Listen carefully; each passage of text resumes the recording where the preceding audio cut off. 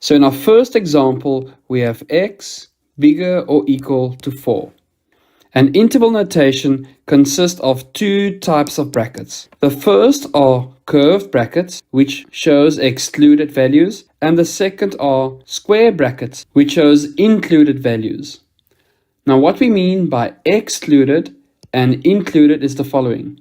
If I said x is bigger than 4, that means that x is to the right of 4, but we do not consider 4 as an option. It means it must be bigger than 4. Then our minimum value would be 4, but 4 is excluded, so we show that by a curved bracket. And this can go all the way to infinity. And infinity is also excluded because x can never be equal to infinity.